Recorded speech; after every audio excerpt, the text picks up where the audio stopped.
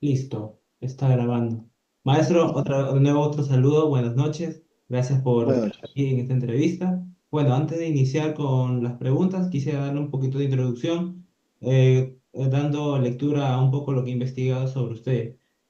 Maestro Sadiel Cuentas, usted es un gran compositor peruano, bachiller en composición por la Universidad Nacional de Música del Perú y magíster en gestión cultural por la Universidad de Piura.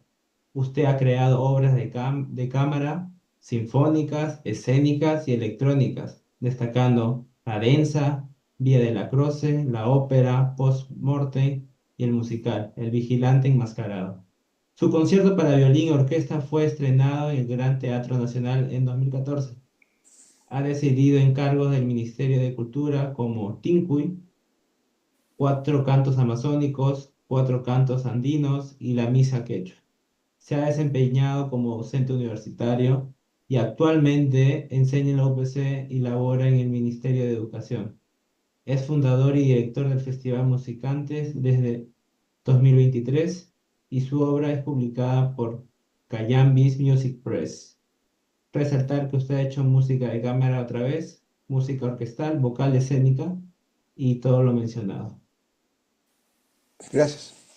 Eso sería un poquito para dar un poco de contexto y bueno, como le comentaba, va a ser una entrevista no tan larga, son 16 preguntas, más que todo Ujú. de conocimiento y nos pueda comentar, ¿no? En esta parte de introducción y trayectoria personal, la primera pregunta es, ¿podría contarnos brevemente sobre su formación musical y los hitos más importantes de su carrera como compositor? Ujú. Sí, gracias por la pregunta. Bueno, mi formación musical ha sido principalmente en la Universidad Nacional de Música, ¿no? Salvo algunas clases particulares que tuve antes, tuve la suerte de trabajar un poco también con Enrique Turriaga, que fue el que después fue mi profesor de composición en la universidad. Y claro, o sea, digamos, para mí es una formación fundamental porque es lo que me ha permitido hacer todo lo que he podido hacer después, ¿no? O sea, si bien vivimos ahora en una época donde hay mucha información y digamos, hay acceso ahora a partituras y a conciertos gracias al internet de conciertos y música de todo el mundo, es gracias a la formación que yo recibí en la Universidad Nacional de Música que me he podido enfrentar a estas partituras y analizarlas y aprender, etcétera, y bueno, desarrollar lo que he podido desarrollar, ¿no? Y sobre los hitos más importantes de mi carrera, claro, en realidad el primer gran hito yo diría que fue el trabajo en la ópera de cámara junto a la libretista Maritza Núñez. Después yo diría que fue el estreno del concierto para piano junto a Carlos Johnson, el concierto para violín, perdón, junto a Carlos Johnson en el Gran Teatro.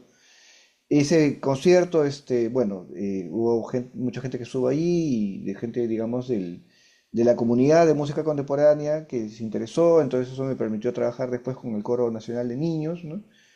Y eso después, bueno, me ha abierto varias puertas, ¿no? Al punto que ahora que estamos haciendo el Festival Musicantes ya desde hace algunos años, bueno, gracias a estos, digamos, estas experiencias exitosas he podido desarrollar, digamos, una red de contactos y con esa red hacemos el festival y podemos hacer también ahí una contribución ya no solamente digamos, a difundir la música que yo puedo escribir, sino también a difundir la música de compositores de peruanos, de distintas ciudades del Perú, ¿no? Entonces, creo que eso sería más o menos los hitos, ¿no? Y creo que afortunadamente, eso está permitiendo que hagamos una contribución, ¿no? A la sociedad peruana, que finalmente es lo que todos queremos hacer, ¿no? Claro, grandes hitos que ha marcado a usted en su carrera y bueno, también como a otros músicos, algunos sus sueños es poder estudiar en la Universidad Nacional de Música, ¿no? También Ujú. en su momento quizás postule y pueda quizás estudiar un curso después de mi carrera, ¿no? Bueno, Ah, sería gracias por fantástico. esos hitos, que son muy resaltantes. Y Ujú. si pregunta nos dice, ¿qué personas, experiencias o instituciones han influido más en su desarrollo artístico? Ujú. Ya, la primera gran influencia es Enrique Iturriaga, ¿no? Que fue un profesor del conservatorio. Varios hemos estudiado con él. En realidad, todo el mundo ha estudiado con él porque él, además de enseñar composición, enseñaba materias fundamentales que son la armonía, el contrapunto, ¿no? Análisis inclusive, ¿no? Entonces, y además era un profesor muy, gracioso, muy cariñoso, muy responsable, ¿no? Es una figura que todos recordamos con muchísimo cariño, ¿no?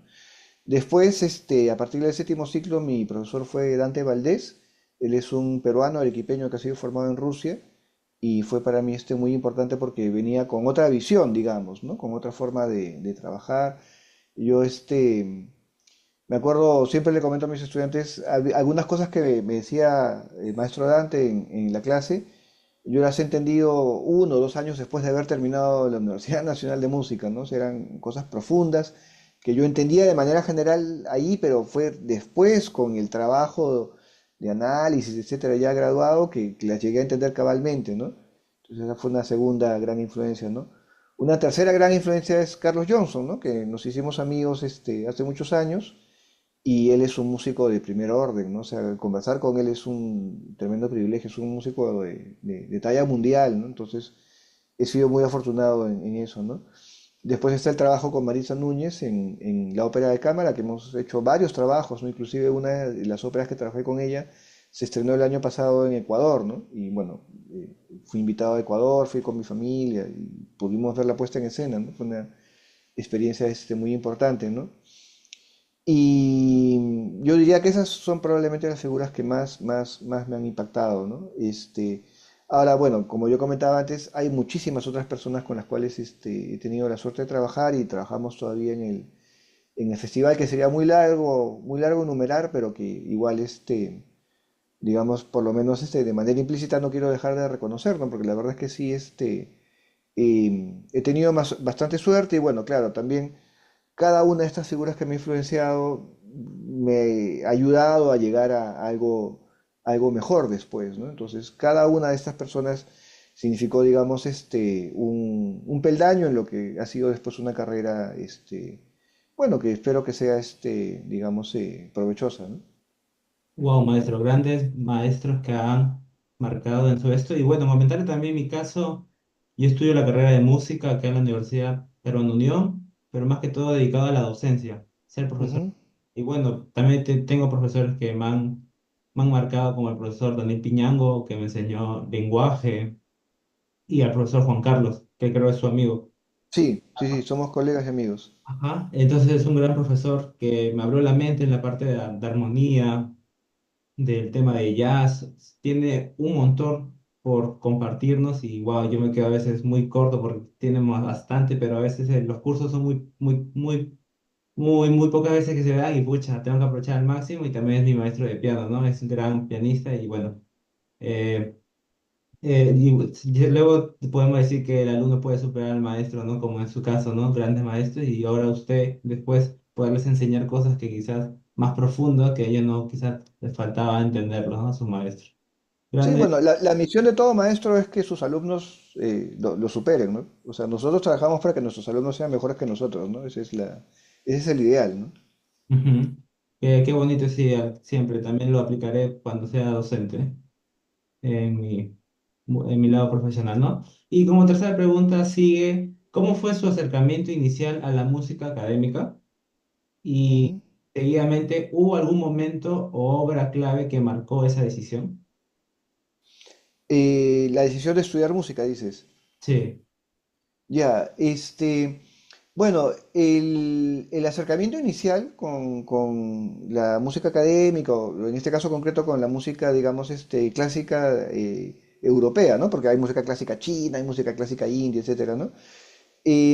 Bueno, fue en casa, digamos, a través de grabaciones, ¿no? O sea, en mi casa se escuchaba bastante música de diversos tipos, y entre la música que había un poco de Bach, había un poco de Beethoven, ¿no? Era parte, digamos, de la dieta regular, ¿no?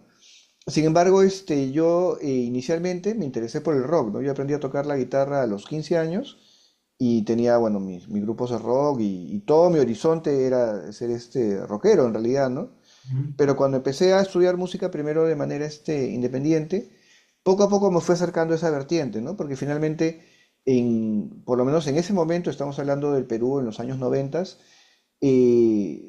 digamos, habían dos posibilidades grandes de adquirir conocimiento profundo, ¿no? Una era el jazz, había un grupo de músicos de jazz, estaba también Jorge Madueño, que había desarrollado un método para enseñar música, etcétera.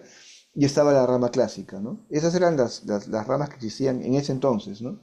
Y yo, eventualmente me fui decantando hacia la parte clásica y bueno, tuve un profesor de guitarra clásica que me contactó con Enrique Turriaga y ahí fue que me decidí a estudiar, música clásica propiamente, ¿no? Entonces es como que yo tuve un contacto general de chico, después me fui hacia la música rock y después el interés por estudiar música me llevó, digamos, por una cuestión, quizás es una curiosidad intelectual, digamos, ¿no? Me llevó a la música clásica y bueno, ahí encontré un mundo en el que me he desarrollado finalmente, ¿no? Wow. Claro, cuando mencionó que usted inició con la guitarra, yo también comentarle que también canta la guitarra. Mm. Toco la guitarra, el bajo, un poco el ukulele, un poco de percusión y bueno, bueno, sí, cada uno a veces empezamos con un género que nos gusta, pero a veces ya cuando lo estudiamos profesionalmente nos inclinamos por lo que nos atrae, ¿no? En este lado usted, la música académica. Qué interesante, qué bonito. Bueno, ahora vamos a la sección 2 que es la parte de estética, maestro y proceso creativo. Quizás donde nos pueda comentar y muchas cosas. Como pregunta, dice, ¿cómo definiría su lenguaje compositivo o estética musical? Uy, eso es súper difícil. O sea, digamos, de la manera más general, se podría decir que es un lenguaje que toma varios elementos, digamos, de la música vanguardista, ¿no? Que intenta, digamos, de alguna forma conectar con algunas de las innovaciones que se hicieron en la segunda mitad del siglo XX, pero que además tiene una raíz, en la identidad peruana que se manifiesta a través de algunos elementos del folclore peruano, ¿no? Yo más o menos lo definiría de esa manera, ¿no? De manera un poco más precisa, diría que he usado muchos elementos de la escuela polaca, por ejemplo. La escuela polaca, uno de los representantes es Witold Lutosławski. Eso ha sido para mí una influencia muy importante a lo largo de toda mi carrera, en realidad, ¿no? Y también algunas cosas de Ligeti, ¿no? En las tres piezas para piano, ¿no? Tiene ahí un poco de influencia de los estudios de Ligeti. Pero a la vez, en los últimos probablemente 10 8 años, me he interesado mucho por también desarrollar cada vez de una manera más patente una identidad musical más peruana, ¿no? Más aterrizada en nuestro folclore, ¿no? Eso por una serie de lecturas y reflexiones, ¿no? Em, y bueno, yo creo que el otro factor que también un poco me ha influenciado es un poco el contacto con el público, ¿no? O sea, sí he tenido la suerte de estrenar bastante música y poder filmarla y grabarla. Y claro, en ese contacto, una cosa que a mí siempre me ha interesado mucho es la recepción del público de la obra, ¿no? O sea, digamos, porque uno al final cuando escribe trata de un mensaje emocional, un mensaje hasta a veces intelectual, como que codificarlo, digamos, ¿no? En lo que es la música, como que la música funcione como una especie de lenguaje que transmita lo que uno está sintiendo a otro público que se conmueva con eso. Y bueno, cuando uno tiene la oportunidad de ver la reacción del público, eso para mí es muy importante, ¿no? Digamos, es para mí lo que finalmente termina saber que se ha cumplido la misión, ¿no? Claro. Y al respecto de mi estilo musical, etcétera, claro, a veces yo me he aventurado un poco por regiones, que podrían ser un poco más conservadoras, más tonales, digamos, mezclando siempre algunos de estos elementos y he sentido que hay una respuesta del público que acepta la parte, digamos, contemporánea, pero también se conecta con esa otra parte, ¿no? Entonces eso también para mí ha sido importante para, digamos, desarrollar algunos elementos de un estilo tonal en la música que hago, ¿no? En algunas obras. Claro, qué interesante lo que acaba de comentar, que es cierto, o sea, como músico o en este caso compositores, queremos que nuestro mensaje musical llegue a las personas, conecten, y bueno, también dando una identidad, ¿no? Una identidad propia, que somos peruanos y también extrayendo de otros que nos aporten y hacemos una mezcla bien interesante, bien bonita, y bueno, sería ya subir el siguiente nivel, ¿no? Ahora, como pregunta 5 maestro, dice, ¿qué papel juega la tradición musical peruana, es decir, popular, andina, afroperuana, amazónica, etcétera, en su obra? Uy, pucha, está por todos lados, ¿no? O sea, bueno, por un lado hemos hablado ahora del tema de los elementos de folclore, ¿no? Si hablamos de manera regional, claro, yo de manera natural diría conecto mucho con la tradición andina y con la tradición afroperuana. He trabajado bastante música con esa fuente, digamos, Y he tenido la suerte de que mi trabajo con el Coro Nacional de Niños me ha conducido también a investigar un poco sobre la música de la selva y hacer algunos trabajos también con melodías con melodías amazónicas, etcétera, ¿no? Em, entonces, por un lado está esa conexión, ¿no? Pero por otro lado, para mí personalmente, es importante también una conexión un poco más profunda con la sociedad peruana e inclusive con las problemáticas dentro de la sociedad peruana, ¿no? Entonces, por ejemplo, tengo una ópera por estrenar que se llama Cartas al Bicentenario. Es una ópera donde yo he escrito el libreto y es una ópera, bueno, es una ópera que está basada, digamos, está ambientada en el primer centenario de la independencia, ¿no? Los personajes son Ricardo Palma, González Prada, etcétera. Pero es una ópera que a la vez hace varias preguntas sobre lo que es la nación peruana, ¿no? Y lo que es nuestros sueños, nuestras ansias y nuestras frustraciones también, ¿no? Las divisiones que a veces vemos en la sociedad peruana, los temas de racismo que a veces no están completamente superados, y el ansia que tenemos todos de vivir una vida, digamos, en un ambiente de progreso y de justicia, ¿no? Entonces, eso está tratado en la ópera. Son temas sociales que creo que son transversales a todos nosotros y que están, yo creo, presentes en varias de mis obras, ¿no? Por un lado está este caso de Cartas al Bicentenario. Yo también tengo un trabajo que hice con el Coro Nacional, que es digamos, una paráfrasis de la canción Gritaron Negra de Victoria Santa Cruz, ¿no? Y que, digamos, trata el tema del racismo, ¿no? Y tengo un ciclo de obras sinfónicas que se llama Cuatro demandas para mi patria, ¿no? Donde la primera se llama Justicia, la segunda se llama Democracia, la tercera se llama Igualdad y la cuarta, que está por escribir, se va a llamar Libertad, ¿no? Entonces, es una vez esta idea de la búsqueda, ¿no? De un Perú, digamos, con más justicia social y con más desarrollo económico y con más felicidad finalmente para todos los ciudadanos, ¿no? Que yo creo que es una cosa a la que todos aspiramos, ¿no? Entonces, en ese sentido, en estas obras hay una conexión ya no solamente a nivel de los elementos de la tradición musical propiamente, sino ya con algunos temas de la cultura peruana, ¿no? Como pueden ser figuras literarias, como puede ser Victoria Santa Cruz o puede ser Ricardo Palma, o problemáticas sociales con las que yo creo que todos los peruanos nos identificamos, ¿no? Entonces, hay un trabajo también, digamos, a ese nivel, ¿no? De compromiso, de involucramiento con la sociedad peruana y con su historia, finalmente. Wow, qué interesante, maestro, porque mientras buscaba información días antes, estaba escuchando su música y sí confirmo de que hay obras, por ejemplo, de Cuatro Voces Andina he escuchado, son esto, muy interesante, muy bonito. Y bueno, sí, es que ya veo que ha experimentado por lo andino, lo afroperuano, lo amazónico, y qué bueno, qué interesante poder que nos haya compartido eso. Como pregunta 6 maestro, sigue, ¿qué elementos o conceptos busca explorar recurrentemente en sus composiciones? Ah, qué pregunta interesante. Claro, ahí el comentario sería también que uno mismo va cambiando como compositor, ¿no? O sea, uno, digamos, empieza trabajando de una forma y conforme va escribiendo música, va explorando distintas formas de trabajar, ¿no? Entonces, no necesariamente es algo constante, ¿no? Pero, por ejemplo, ¿no? Una cosa que a mí me fascinaba mucho desde el principio, ¿no? Es un poco el tema de la estructura, ¿no? Por ejemplo, la forma sonata de la sinfonía, ¿no? Yo, un trabajo que hice en los últimos ciclos del conservatorio, era una obra que, bueno, finalmente no la he conservado en mi catálogo, pero tenía esta característica que también atraviesa mi obra posterior. La obra se llamaba, No Sinfonía, ¿no? Y la idea era hacer una especie de antisinfonía, ¿no? Y mi preocupación era cómo coger la estructura de la sinfonía y, digamos, ponerla de cabeza y hacer algo que tuviera esta carga dramática de la sinfonía, pero que no fuera propiamente algo que estuviera escrito con la forma sonata y todas las características, ¿no? Eso es una cosa que ha sido transversal en todo lo que he hecho, ¿no? También muy influenciado por la escuela polaca y por Lutolawski, por una técnica que tiene el que él llama la forma cadena, ¿no? Donde en lugar de que haya, digamos, una música que tiene una estructura, esa misma música como que la parte en dos y cada una de estas tiene su propia estructura. Entonces son como dos estructuras que conversan. Es bien interesante y bien, bueno, en su momento fue un reto, ¿no? Entonces, ese tipo de estructuras también me han interesado, ¿no? Después me interesé un poco por los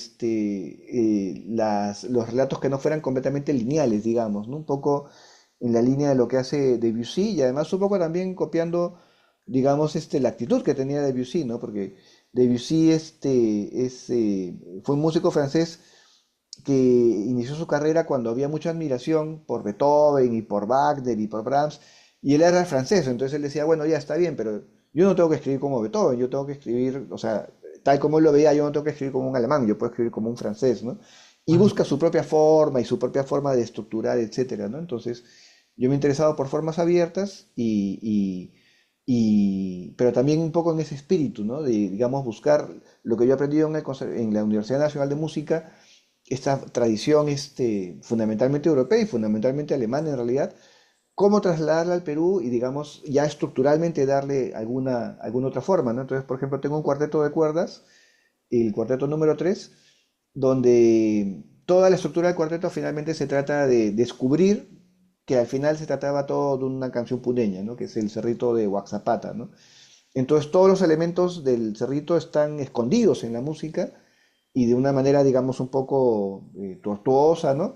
Y finalmente en el último movimiento todos los elementos que estaban disgregados se unen y surge el cerrito de Waxapata, ¿no? Pero como una especie de, digamos, de momento de catarsis casi, ¿no? Después de una lucha, ¿no? Entonces, eso es una cosa que es transversal a mi trabajo. Claro, a veces me he interesado más por algunas cosas más de la tradición europea, por la forma sonata, por ejemplo, ¿no? Ahora último, o a veces me he interesado más por el folclore, a veces me he ido un poco más por cosas más vanguardistas, a veces por cosas más tonales, como te decía, uno va cambiando, ¿no? Pero un rasgo que yo podría pensar que es ese transversal es esta idea de jugar con la estructura, ¿no? Que la estructura, digamos, se convierta, que digamos, una especie de intervención en la estructura y una especie de, digamos, alteración rebelde de la estructura pueda convertirse también en un recurso expresivo, ¿no? qué interesante, la verdad, esa parte de estructura, porque yo puedo decir, tuve un trabajo en el curso de arreglos y composición, a hacer una estructura, no una canción básica, pucha, me cuesta, pero ahora ya me imagino usted estructura, dos estructuras y que cada uno tenga su propia personalidad y encima ponerle esa parte donde todos los elementos se juntan y forman la raíz de la canción, ¿no? Wow, qué interesante y admirable su trabajo. Ahora esta pregunta es muy interesante que dice, ¿cuál es su proceso habitual de creación? Y seguidamente, ¿parte de una idea conceptual, sonora, textual o de otro tipo? Ya. Este, bueno, hay muchas formas de componer, ¿ah? O sea, yo, digamos, yo tengo una manera, no necesariamente es la única, digamos, ¿no? Yo tengo un horario, ¿no? O sea, yo compongo todos los días, ¿no? Un par de horas al día, ¿no? Entonces, hay otros compositores que buscan o esperan un momento de inspiración, ¿no? En mi caso, yo me siento y escribo, ¿no? Antes me costaba un poco más, pero últimamente cuando empiezo a escribir, tengo una idea aproximada de lo que quiero, ¿no? Mi primer, digamos, momento cuando empiezo una composición es más o menos transcribir lo que yo había imaginado en el micro, en el camino al lugar donde escribo, más o menos transcribir lo que yo había imaginado y darle una forma, ¿no? Y a partir de ese momento, bueno, afortunadamente vienen las ideas con completa fluidez. No siempre ha sido así, pero yo creo que ya van varios años que yo trabajo un par de horas diarias en escribir y creo que eso me ha dado un entrenamiento, me ha permitido alcanzar una fluidez, ¿no? Entonces no me sucede que me quede sin ideas, ¿no? Y normalmente escribo una hora en la mañana, después hago mis labores normales y a la hora de almorzar escucho lo que he escrito y se me ocurren, y lo escucho varias veces además, ¿no? Lo pongo así en repetición constante, ¿no? Y se me ocurren un montón de cosas y ya en la tarde, en algún momento vuelvo a escribir una hora y lo vuelvo a avanzar, ¿no? Entonces, es un poco, curiosamente es un poco como, digamos, mecánico en el sentido que hay horarios, ¿no? Y yo tengo ya una forma más o menos esquematizada, ¿no? Pero dentro de esa estructura más o menos rígida de horarios, claro, ahí pasan un montón de cosas, pues, ¿no? Dependiendo de lo que esté trabajando, ¿no? Lo último que he trabajado ha sido una sonata para violín, oboe y piano, ¿no?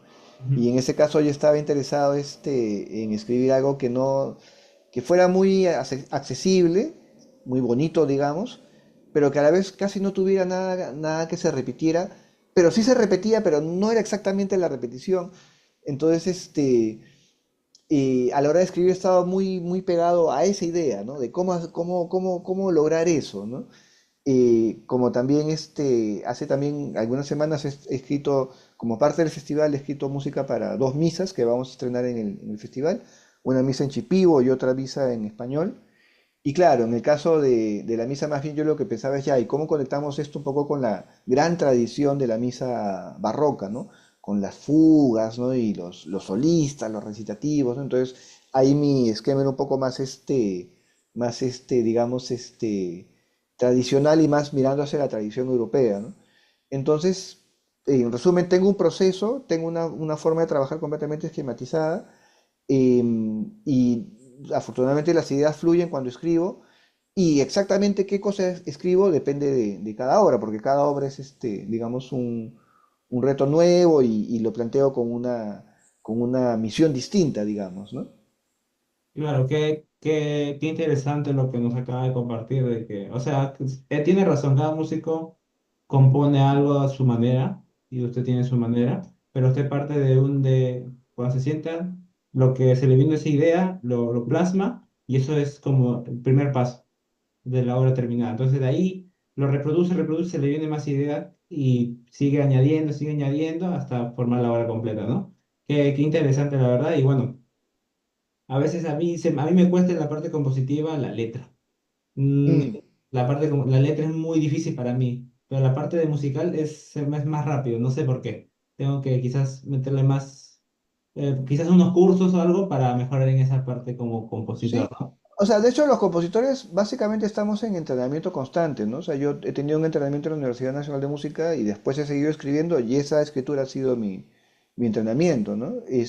Las cosas que yo hago ahora no las podía hacer hace 10 años, ni 5 tampoco, ¿no? Porque la constante actividad a uno le saca filo, digamos, ¿no? Entonces, cualquier dificultad que tú tengas a la hora de trabajar es cuestión de práctica solamente, ¿no?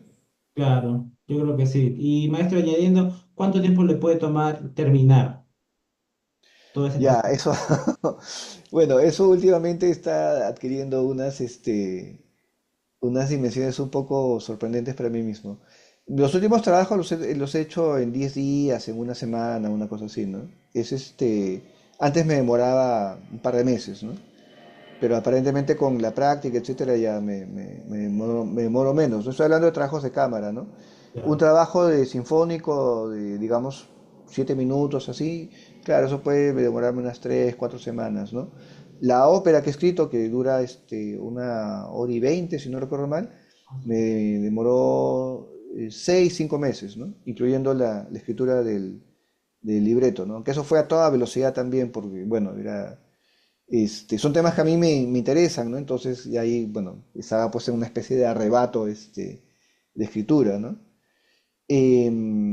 Pero sí, últimamente estoy escribiendo muy rápido, ¿no? Y bueno, eso me hace también plantearme retos un poco más grandes, ¿no?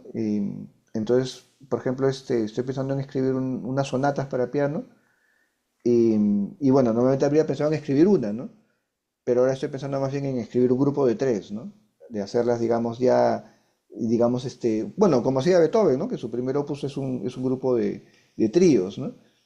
Y después las sonatas también van saliendo así en conjuntos, ¿no? Entonces, estoy pensando en trabajar un poco así, ¿no? Ahora que, digamos, gracias a la vida tengo esa agilidad, ¿no? Claro, maestro, gracias a la experiencia, ¿no? Que ha pasado y bueno, eso ayuda y también es como que también inspira a seguir mejorando, ¿no? En la parte compositiva y hacer retos más grandes y eso es muy bueno superarse. Bueno, ahora entramos, maestro, a la parte 3 que son preguntas de acuerdo a técnica y experimentación. Ujú. La pregunta es, ¿ha trabajado con técnicas de vanguardia como el dodecafonismo, el serialismo, la música electroacústica o las texturas sonoras? Si es así, ¿cómo los ha incorporado en sus composiciones? Sí, he trabajado con todo eso. El serialismo lo he trabajado muy poco, porque no, o sea, cuando lo trabajé no me resultó completamente satisfactorio, ¿no? De ahí la electroacústica o la música electrónica, ahí sí estoy muy contento de haber estudiado por mi cuenta, ¿no? He trabajado con Pure Data, ¿no? Trabajo con Pure Data, ¿no? O sea, yo sigo haciendo música electroacústica. Y el programa, le dediqué un año a estudiar el programa, ¿no? Entonces, también más o menos una hora diaria, así, con un manual y haciendo experimentos, he llegado a un nivel, digamos, razonable, ¿no? De uso de este software, ¿no? Y claro, eso sí ha sido bien interesante para mí, muy enriquecedor, ¿no? Porque yo me he formado en toda esta escuela de la música clásica europea, con la armonía y el contrapunto y todo eso, y ahí pues todo depende de notas, ¿no? Y de pronto entras al campo electrónico donde no hay notas, ¿no? Son todo frecuencias simplemente, ¿no? Es otro mundo, ¿no? Y ha sido muy enriquecedor ver cómo lo que he aprendido de la tradición clásica europea en realidad se puede aplicar ahí perfectamente, ¿no? Solamente que hay, digamos, algunas diferencias, ¿no? Pero la esencia es la misma, ¿no? Entonces, eso me parece fascinante, ¿no? Técnicas extendidas no he usado, técnicas extendidas sí nunca me ha llamado mucho la atención. Por dos motivos, ¿ah? Un primer motivo por una limitación personal, ¿no? Yo necesito, digamos, emocionalmente escuchar lo que escribo, ¿no? O una aproximación, ¿no? Entonces, bueno, los programas de notación cada vez han ido mejorando y te pueden dar una aproximación a lo que va a ser la obra en la vida real. Ya con la experiencia uno puede más o menos llenar los huecos, ¿no? Pero yo no tengo software que me pueda reproducir técnicas extendidas, ¿no? Entonces me resulta incómodo. Después escuchar la música y imaginar, acá va a sonar así, sí. No es que no pueda imaginarlo, ¿no? Pero no estoy acostumbrado, ¿no? Y por otro lado, también tengo mis reservas porque, digamos, todo mi trabajo es un trabajo local, ¿no? Yo trabajo acá con músicos, digamos, de nuestra propia sociedad, nuestro propio ambiente, ¿no? Y acá las condiciones no son las mismas que en otros lados, y no lo digo en sentido de que sean ni mejores ni peores, sino que son simplemente distintas, ¿no? Entonces, por ejemplo, en algunos otros países del mundo, tanto en Latinoamérica como en Europa, como en África, puedes tener ensambles de música que son especializados en tocar técnicas extendidas, etcétera, ¿no? Pero acá Ah, no tenemos eso, ¿no? Por lo menos ahorita no lo hay, ¿no? Entonces, yo digamos, pienso que a fin de cuentas el lenguaje musical, o sea, el estilo musical no es lo que a mí más me importa. A mí lo que más me importa es el mensaje, ¿no? Entonces prefiero adaptar mi estilo a los medios con los que cuento acá, que sé que puedo trabajar de manera fluida, sin que haya dudas de que esto se toca así o asá, o que haya alguna incomodidad de alguien que no está acostumbrado a tocar así. Prefiero dejar eso de lado y con los medios que hay, ir de frente al mensaje, ¿no? De lo que quiero oír con lo que quiero decir, ¿no? Y es que es el caso bueno, con lo que hemos comentado antes, ¿no? De estas temáticas relacionadas a la sociedad peruana, etcétera, ¿no? Y finalmente el tema textural, claro, eso lo he trabajado bastante en los cuartetos, tengo 7 cuartetos de cuerda a la fecha, y en la música para orquesta, tengo un concierto para piano que se va a estrenar ahora en el festival, ahí también he trabajado mucho con eso. Y bueno, y en esta última obra que comentaba para violín y oboe y piano, ¿no? Donde un poco la idea es que las texturas son finalmente las protagonistas, digamos, el material realmente temático y que nunca se presenta igual, o sea, están los elementos de la textura, pero nunca suceden exactamente de la misma forma, ¿no? Entonces, sí he trabajado con todos esos elementos, ¿no? Pero a la vez siempre tratando de conservar, digamos, una línea personal, una comunicación directa con el público y una identidad local, digamos, ¿no? O sea, peruana, ¿no? En nuestro caso. claro, siempre valorizando el mensaje que quiere dar, ¿no? Qué interesante, Ujú. maestro, la música electroacústica, ¿no? También me llama la atención mucho ya trabajar con frecuencias, ¿no? Un sonidito, lo alteramos, se podría hacer una nota, wow, qué interesante, la verdad. Qué privilegio que ha tenido experimentar todo eso. Bueno, como pregunta 9 dice, ¿qué tecnologías, software, medios electrónicos, instrumentos no convencionales forman parte de su quehacer compositivo? Ah, ya, eso es gracioso. Eso es gracioso. Bueno, yo trabajo en movimiento, ¿no? Entonces, me conviene tener algo portátil, ¿no? Y yo probé con un montón de cosas y finalmente lo que mejor me funcionó es el celular. O sea, yo compongo en el teléfono celular, ¿no? Pero para poder tener buenas herramientas de composición, he hecho un poco de, digamos, de hackeo, ¿no? Entonces, tengo instalado dentro del celular un software que me permite usar un sistema operativo que se llama Linux, ¿no? Y en ese sistema operativo es donde tengo el MuseScore, trabajo con MuseScore fundamentalmente, y cuando he hecho música electrónica he trabajado con Pure Data, ¿no? Entonces todo eso lo tengo ahí en el teléfono, ¿no? Lo saco, le pongo lo afirmo por ahí, me pongo mis audífonos y saco un teclado Bluetooth y puedo trabajar en cualquier lado, ¿no? Este, entonces, claro, eso es para mí ha sido, digamos, muy gratificante también porque yo tengo un lado interesado en la tecnología, ¿no? Y me ha interesado mucho el tema del software libre también, ¿no? Y por eso aprendí a utilizar el sistema operativo Linux y otras herramientas también, ¿no? Entonces, al final eso se ha convertido en una parte fundamental de mi trabajo como compositor, ¿no? Pero digamos, en términos de software, claro, la parte más fuerte ha sido esa, ¿no? La de poder poner el Linux en el teléfono, ¿no? Y ya de herramientas de software convencionales, claro, está el MuseScore, está el Pure Data, está por ahí el Audacity o el Reaper, ¿no? Y fundamentalmente es eso, ¿no? Y bueno, y claro, un poco de línea de comando para un poco trasladar los archivos y hacer por ahí algunas cosas, ¿no?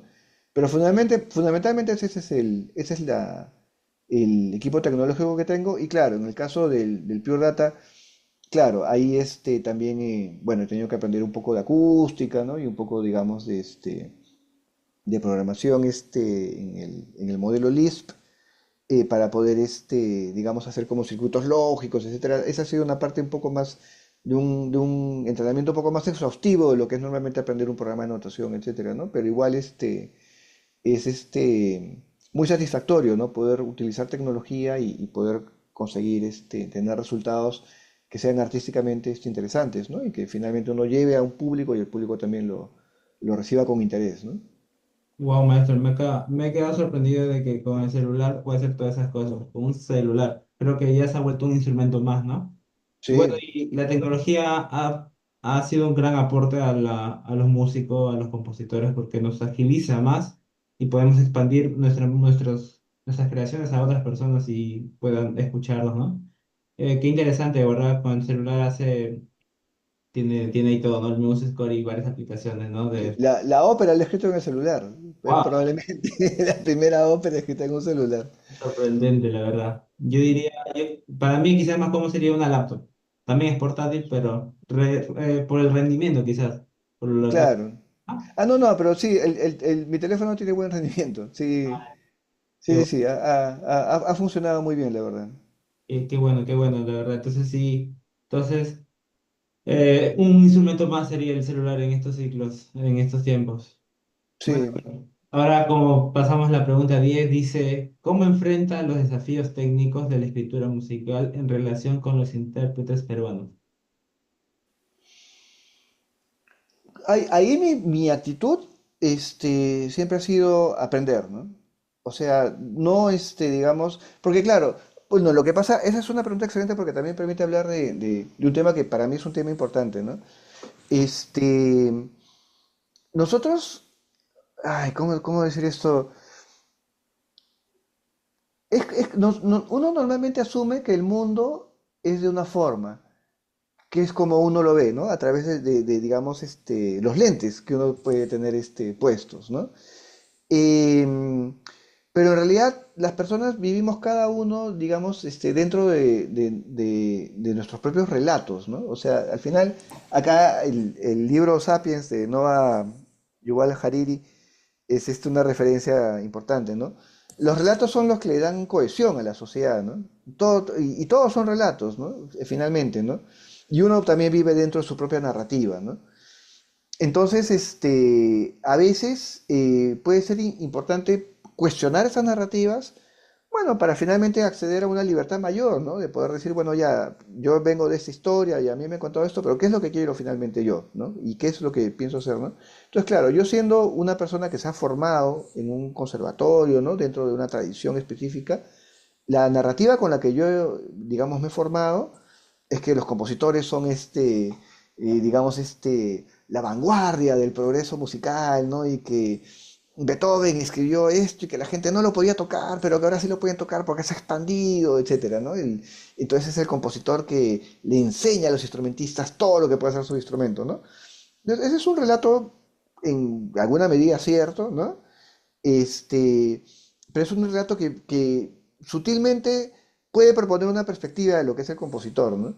Y yo en algún momento he asumido ese relato al 100% y después me lo he cuestionado, ¿no? Y he pensado, por lo menos para mí, que no, ¿no? O sea, para mí, a mí lo que me importa es comunicarme con una audiencia, ¿no?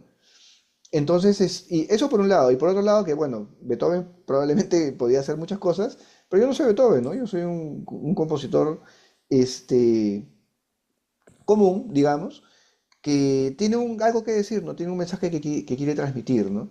Y en ese sentido, para mí los intérpretes son en primer lugar, bueno, mis aliados y mis maestros, ¿no? O sea, yo me puedo equivocar en un montón de cosas a la hora de escribir y los intérpretes me pueden ayudar a entender, ¿no? Y de hecho, eso me ha pasado montones de veces, ¿no? Sí diría que a estas alturas, después de escribir tanta música, mi puntería se ha afinado un montón, digamos, ¿no? Entonces, Mm. no tengo muchas quejas últimamente de que esto se puede tocar o esto no se puede tocar o cosas así, pero igual cada vez que un intérprete toca yo aprendo, o sea, por angas o de una forma u otra, ¿no? Ya sea por interpretación o simplemente por el hecho de ver la música cómo funciona en vivo en combinación, ¿no? Entonces, para mí el tema de la dificultad instrumental, etcétera, en relación a los intérpretes, es simplemente que, digamos, me interesa escribir de una manera que la obra fluya, ¿no? Que pueda demandar, no, que no demande muchísimos ensayos, que no haya muchas complicaciones, etcétera, que sea una buena obra, que sea efectiva, que tenga un contenido realmente, relevante, intenso, fuerte, y si eso no se produce, entonces es una oportunidad para que yo aprenda qué es lo que yo quería hacer y por ahí hubo alguna complicación mecánica, etcétera. Entonces ahí hay una cosa que yo tengo que aprender para mejorar yo, ¿no? Esa es un poco mi actitud y bueno, creo que también es una buena oportunidad justamente para comentar esto de los relatos entre los cuales uno crece y la necesidad de cuestionarlos, ¿no? Y cuestionarlos para mejor, ¿no? O sea, tampoco no se trata de ser un rebelde por las puras, digamos, ¿no? Sino de ver en qué medida pues uno puede pensar las cosas de otra manera y hacer algo mejor dentro de lo que para cada cual sea mejor, ¿no? En mi caso, eso se trata de poder hacer un mejor trabajo cultural, digamos, ¿no? En el sentido de yo tener una idea que también me influencia un montón de gente, condensarlo en un artefacto musical y eso poder ofrecerlo a un público que se puede conmover y se puede identificar con esas cosas y de esa manera aportar algo a la sociedad, en este caso un conjunto de gente que esté en un concierto. Claro, tiene mucha razón, maestro. Igual, nunca llegamos a aprenderlo todo y siempre aprendemos de todo, ¿no? Siempre nos enseñan algo para seguir mejorando. Qué Claro, interesante. y el compositor no necesita ser una especie de divinidad que todo lo sabe ¿no? O sea, eso en todo caso se lo podemos dejar a Beethoven, que Beethoven sea todo lo divino que él quiera, ¿no? Pero nosotros estamos acá vivos en este momento interactuando con la gente y es una oportunidad para que todos mejoremos, ¿no? Claro, claro. Tiene mucha razón, maestro. Ahora, gracias por compartirnos esa parte de técnica y experimentación. Wow. Yo creo que quedó muy corto con esas tres preguntas, pero debemos continuar con la entrevista y ahora pasamos a la parte de contexto sociocultural y educativo. ¿Cuál cree usted que es el lugar de la música académica en el panorama cultural peruano actual? Eso es muy interesante. Yo ahí tendría varias reflexiones, ¿no? En primer lugar, esto me viene un poco de la formación de gestión cultural, ¿no? Porque yo sí tengo que confesar que cuando yo inicié la maestría, venía un poco con este relato, ¿no? De que, por un lado, del tema de los compositores, por ejemplo, pero por otro lado, de un rol que yo pensaba que en ese entonces tenía la música clásica europea, ¿no? Que era un rol, digamos, casi como un rol de avance de la sociedad, ¿no? Digamos, de vanguardia, ¿no? De que este campo es el que va a hacer que la sociedad avance en temas estéticos, ¿no? Eso era lo que yo pensaba entonces, ¿no? Y cuando llegué a la formación en gestión cultural, me encontré con que la manera como se formula las definiciones de cultura y cómo se trabaja, digamos, porque yo a propósito estoy hablando, digamos, de una tradición clásica europea, porque así como hay eso, hay una tradición clásica india, hay una tradición clásica china, y hay un montón de tradiciones, está la tradición del jazz, está la tradición de la música rock, hay un montón de tradiciones por todos lados, ¿no? Mm, Este, y yo he aprendido en la maestría de gestión cultural, he aprendido que en realidad no es que hay una tradición que sea hegemónica o que sea más avanzada que otra, son simplemente cada una de estas son manifestaciones de la complejidad y la riqueza del espíritu humano, ¿no? El espíritu humano en algunos casos se manifiesta dentro de una tradición, en otros casos se manifiesta dentro de otra tradición, y esta existencia de varias posibilidades expresivas nos enriquece, ¿no? Es lo que yo a veces cuando estoy trabajando en mi trabajo de día a día en el ministerio, escucho música y un día estoy escuchando música clásica y otro día estoy escuchando punk y otro día estoy escuchando baladas, ¿no? Y es porque existe esa diversidad, ¿no? Es una riqueza, ¿no? Y ninguna de esas tiene que estar por encima de otras, ¿no? Entonces, por un lado yo, digamos, he aprendido eso en la gestión cultural, pero claro, también cada tradición tiene sus propias características, ¿no? Entonces, desde mi punto de vista, lo que puede aportar la llamada música académica, ¿no? O en este caso concreto la música clásica europea, a la sociedad peruana, es digamos, yo creo que es una práctica que propone una serie de valores, ¿no? Como la reflexión, por ejemplo, ¿no? O sea, el hecho de que nos vamos a sentar y vamos a escuchar tranquilos, vamos a concentrar nuestra atención un ratito en esta música, en qué es lo que nos va a hacer sentir, ¿no? No es vamos a ir a un bar y que no me parece que tenga nada malo el bar, ¿no? Pero es un tipo de relación distinta, ¿no? O vamos a ir a una fiesta y vamos a soltar el esqueleto, que tampoco me parece que tenga nada de malo, ¿no? mm. Pero lo que sí pienso es que la sociedad contemporánea en general puede ser un poco hedonista, digamos, ¿no? O sea, muy dedicada a disfrutar, etcétera, y un poco más alejada de la reflexión y de la intelectualidad finalmente, ¿no? Que son cosas que yo personalmente valoro, ¿no?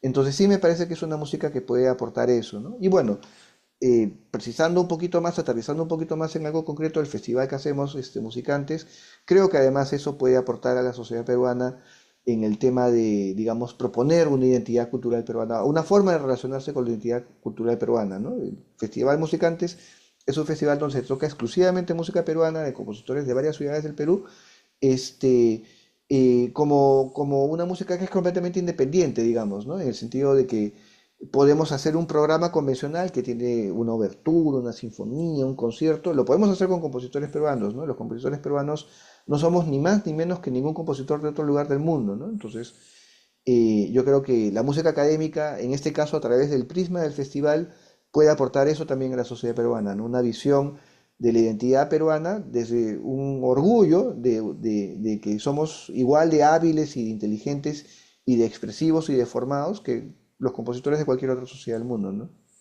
Claro, tiene lo que usted acaba de mencionar, tiene mucha razón. Igual la música académica se le valora mucho porque hemos aprendido la base musical, ¿no? De donde partimos para luego quizás vamos añadiendo cosas nuevas y bueno, la música se adapta, ¿no? Al tiempo, ¿no? Eso sí, siempre se va a valorizar la música académica y bueno, como dice cada uno, cada música tiene su propia característica y su forma de llegar al oyente, ¿no?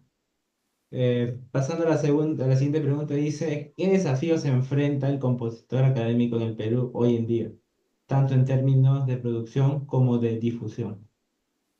Claro. Yo diría que hay varios desafíos, ¿no? O sea, por ejemplo, un desafío, pero a la vez son desafíos que se están atacando, ¿ah? Porque, claro, yo he hablado mucho del festival ahora, pero no es el único festival. O sea, tenemos el Festival Sinapsis, por ejemplo, que es propiamente el festival de la Universidad Nacional de Música. En unos días va a empezar el Festival Experimenta, que es el festival del compositor peruano Juan Arroyo, un festival con una importante contribución de la Embajada de Francia y del Gran Teatro Nacional, del Ministerio de Cultura. Y bueno, y está Musicantes, que también yo ya he descrito un poco lo que hacemos, ¿no? Entonces, hay retos, perdón, pero varios de estos retos se están asumiendo de estos festivales, ¿no? Entonces yo iba a decir, uno de los retos es el público, ¿no? Que necesitamos un público, digamos, lo que escribimos es para un público, ¿no? Y desde la gestión cultural, claro, hay todo un trabajo de formación de públicos que puede ser ahí desarrollado. Y eso podría plantear inclusive en qué medida el público de la composición académica contemporánea es o no es el mismo público de la composición académica tradicional, ¿no? O sea, en qué medida el público que va a ir a ver a Beethoven es el mismo público que va a ir a ver a Juan Garroyo, por ejemplo, ¿no? Y bueno, ahí se abren un montón de líneas que son parte de los retos, ¿no? Otro reto definitivamente es un reto económico, que bueno, es un reto que tiene toda la sociedad, ¿no? O sea, de buscar que haya entidades que puedan proveer a los compositores de una compensación económica por su trabajo. Eso es muy difícil en realidad actualmente, pero bueno, es algo que tiene que suceder, ¿no? Que, en fin, debería partir hay varias formas de hacerlo en realidad. O sea, tampoco es que en el Perú falte tanto el dinero en realidad, o sea, nuestra economía es fuerte, ¿no? Pero bueno, ahí hay un trabajo que hay que hacer con los políticos también, ¿no? Em, y el otro el reto que creo que es importante, pero que creo que también los festivales están ayudando, es la difusión como una forma de valoración de lo que el Perú puede ofrecer, tanto localmente como internacionalmente, ¿no? Internacionalmente probablemente es un poco más difícil, pero yo creo que estos tres festivales y los otros que puedan venir, porque hay espacio para más festivales también, poco a poco van a encontrar esa ruta, ¿no? Yo sospecho que en relativamente poco tiempo vamos a empezar a ver resultados en esa dirección, ¿no? Ahora, bueno, hay un montón de trabajo por hacer, ¿no? Pero la otra cosa es que yo, en la experiencia que he tenido en Musicantes, este año estamos trabajando más o menos con 35 compositores de todo el Perú. Tenemos buenos compositores, tenemos muy buenos compositores. Yo sí diría que inclusive mejores que en algunos países del primer mundo, ¿no? Entonces, creo que hay bastante potencial para trabajar y bueno, es cosa de seguir poniendo el hombro, ¿no?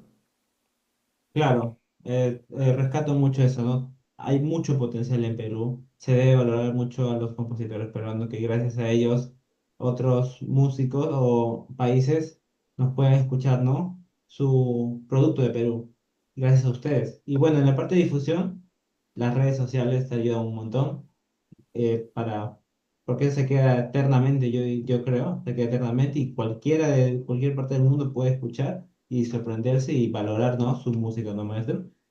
Absolutamente. Como todo en la música es, es de reto, la música es de retos y no es así como dicen, todo es felicidad, ¿no? Es de a pocos y bueno, yo espero que algún día se pueda dar eso, ¿no? Valorar a los compositores y que sea remunerado su trabajo, la verdad. Sí. Bueno, maestro, ahora siguiendo la pregunta 13 dice, ¿considera que existe un sonido peruano o una identidad musical propia dentro de la música académica contemporánea? Yo creo que existen varios. Yo creo que existen varios.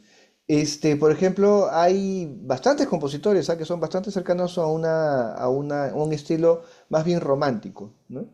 Que a mí me parece que está perfecto. O sea, yo no me parece. Por ejemplo, el año pasado, en la primera edición de Musicantes, y lo repetimos el año pasado, teníamos un cuarteto de un compositor de Juliaca, Julber Núñez, ¿no?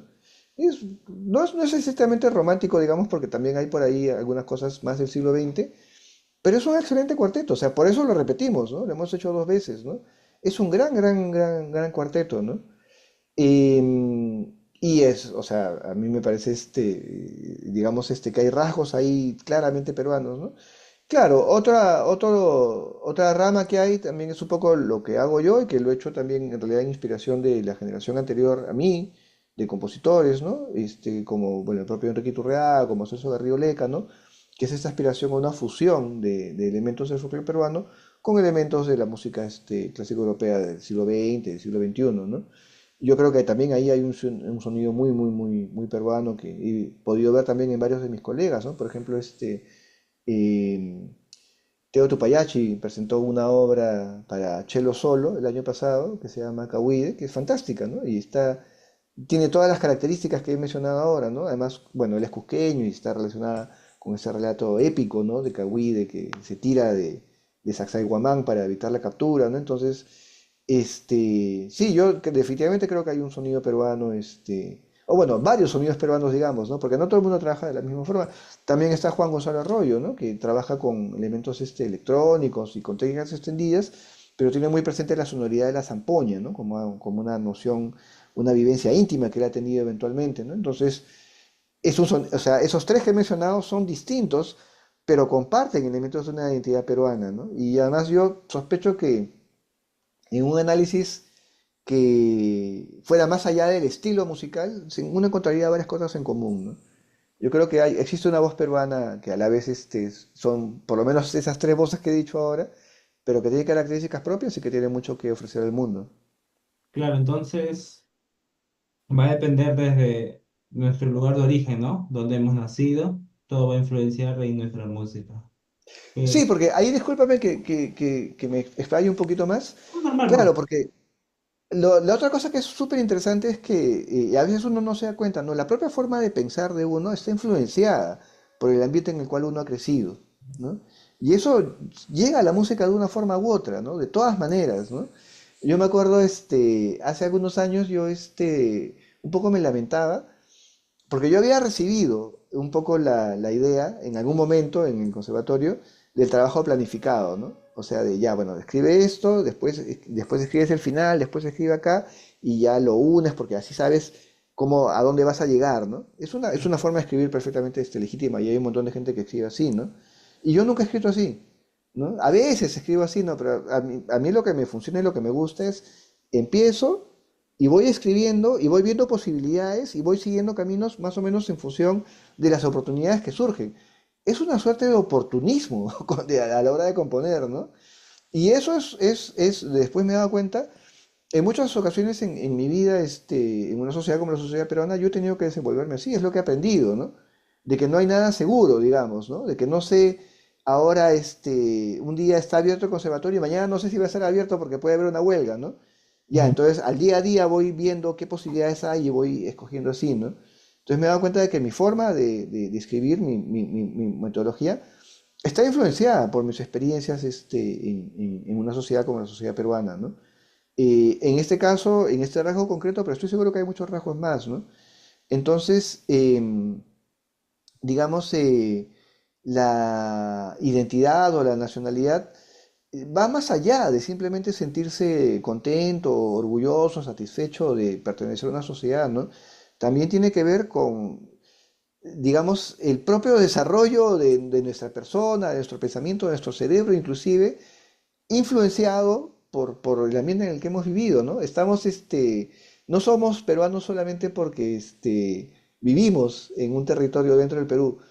Somos peruanos porque nuestro propio desarrollo personal, intelectual, emocional, cerebral, está influenciado por el ambiente en el que hemos vivido, que es el Perú, ¿no? Entonces, ese tema tiene raíces mucho más profundas de lo que uno podría pensar comúnmente.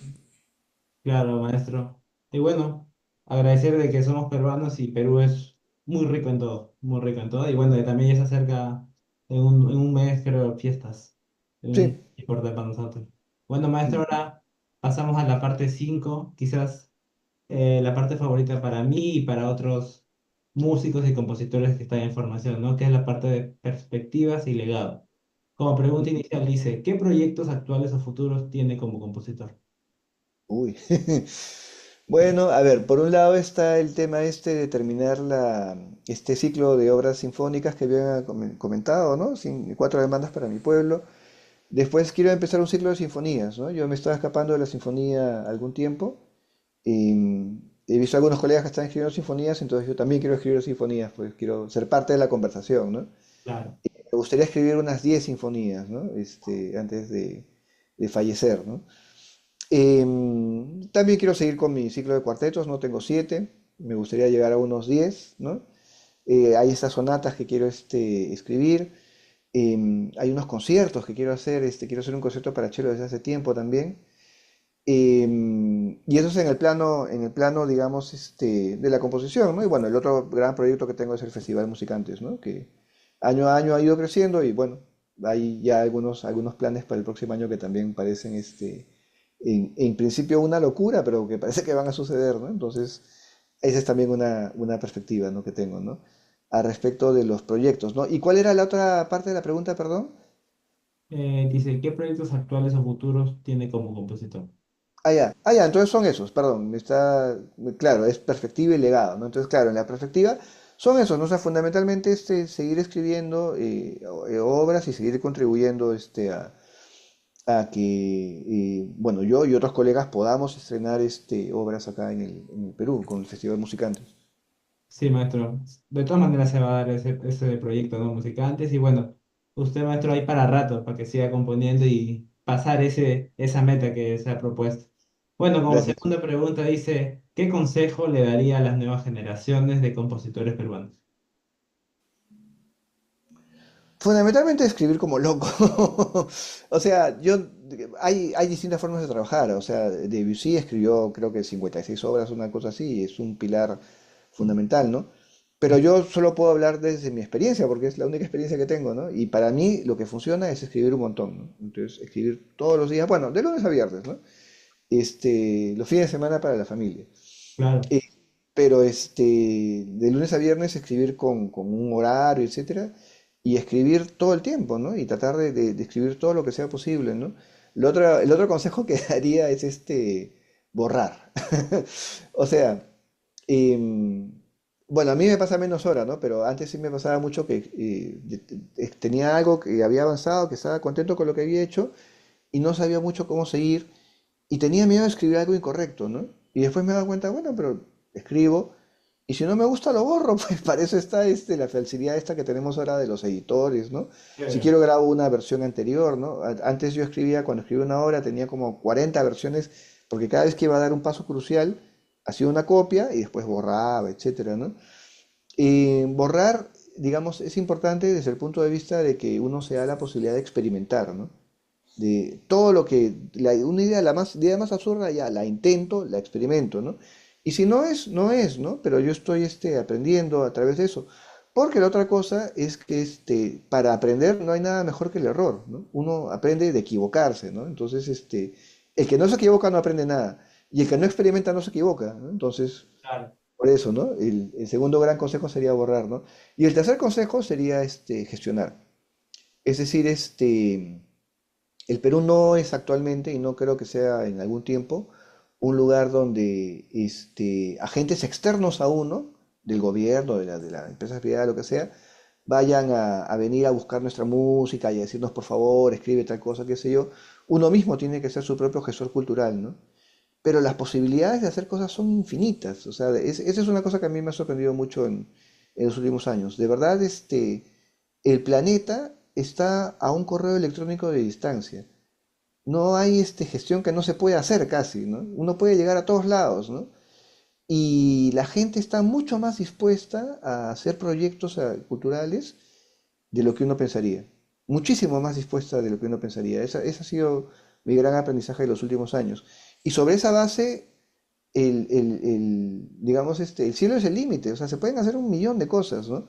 Pero hay que hacer el trabajo de gestionarlo, ¿no? Entonces, ese sería mi tercer consejo, quizás el más importante, ¿no? Claro.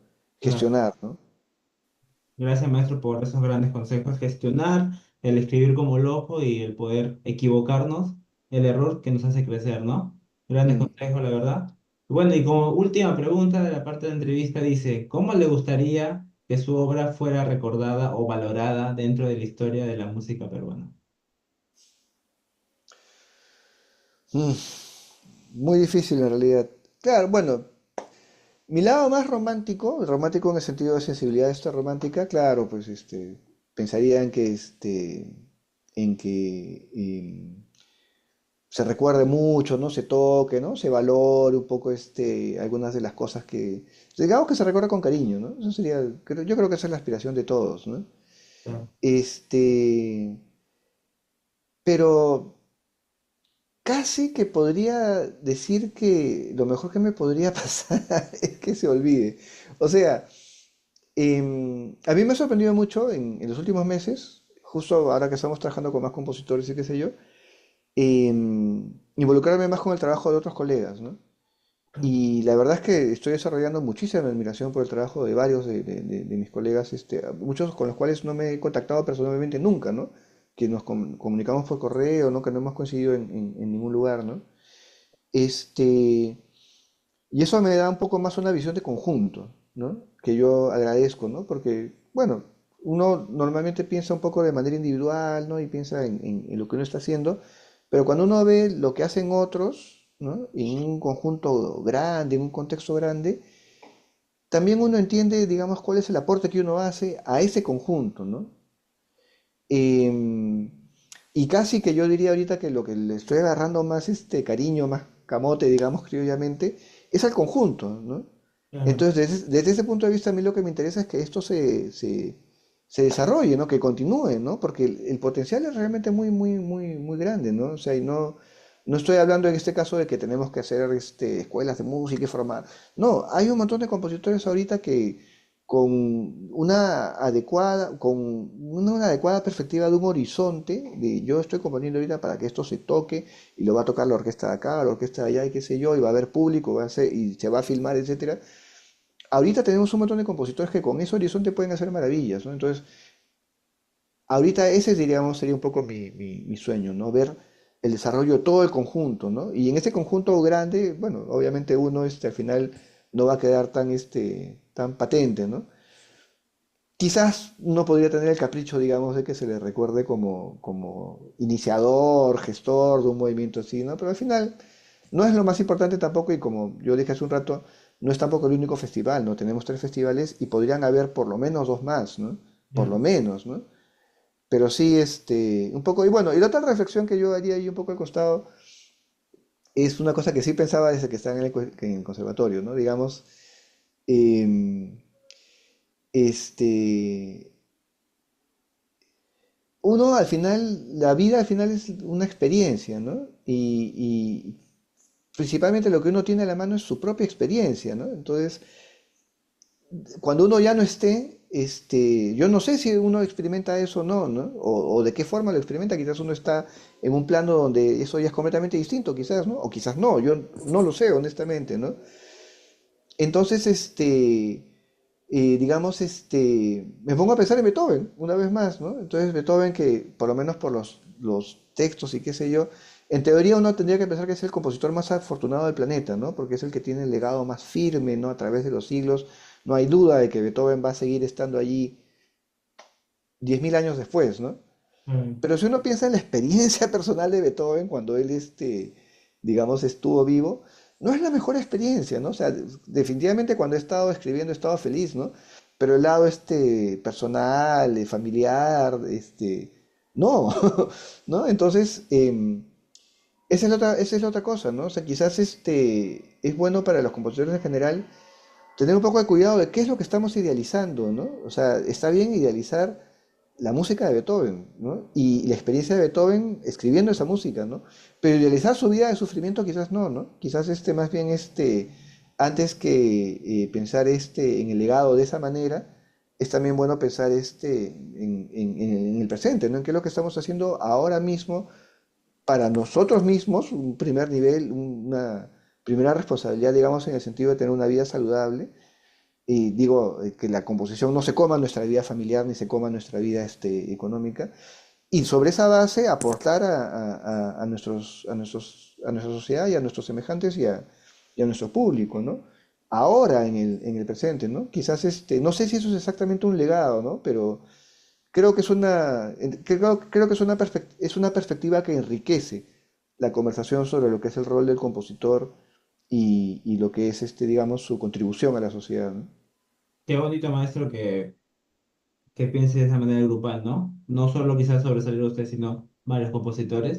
Y bueno, yo creo que serán recordados porque si buscamos un nombre en Google, ya aparece ya. Ah, bueno. Verano ya es un gran paso y bueno, quedarán en la historia y bueno, su música de verdad es muy, muy interesante, muy buena y ojalá espero estar en al menos uno de sus eventos, ¿no? De musicantes. Ah, Eh, bienvenido. sí, maestro, y bueno, estarán por redes, creo, me imagino. Sí, sí, sí, vamos a hacer publicidad por redes, sí, y bueno, ya que me manifiesta su interés, de todas maneras te voy a comunicar la programación completa para que puedas asistir, ¿no? Sería fantástico. Gracias maestro por eso. Gracias también por darnos este espacio de poder conocer un poco más, de haber compartido un poco y quisiera saber con su permiso si es que esta entrevista se podría subir a YouTube para que otras, Sí, ¿sí? Muchas sí, gracias sí, sí. por el permiso y bueno, que también sirva de inspiración a otras personas. Que Ujú. vaya maravilloso en sus proyectos, maestro, en todo lo que le quiere dedicar y bueno, con la bendición de Dios todo se cumplirá. Muchas Sí, gracias de otra manera y bueno. Se acabó la entrevista, fue muy interesante, me gustó, estuvo muy chévere, como diría. Bueno, espero que también se haya divertido y Sí, explique un muchísimo. poquito, ¿no? No, muchas gracias. Ha sido un inmenso gusto y bueno, yo te agradezco el trabajo que has hecho haciendo las preguntas, la conducción que estaba muy bien y el interés sobre todo, ¿no? Yo estoy muy, muy, muy contento. Muchas gracias. Gracias, maestro, y espero que haya otra segunda oportunidad y bueno, mandarle saludos a la distancia, no sé, entonces, estará acá en Lima, me imagino que está en Lima, ¿no? Sí, en San Miguel, cerca del Callao. Ah, San Miguel. Bueno, yo un saludo desde Ñaña, Mm. aquí por acá por la Universidad Peruana Unión, y espero que un día nos visite y quizás Ah, encantado, con todo gusto. juntarnos con el maestro Juan Carlos y conocerlo en persona, ¿no? Diferente que por un Zoom, ¿no? Y Sí, gracias, yo encantado, tengo toda la disposición. Sería muy bacano, de verdad. gracias maestro, de verdad, y bueno, admirarlo mucho, admiro su esto, y bueno, hasta otra oportunidad, maestro. Muchas gracias. Muchas gracias a ti.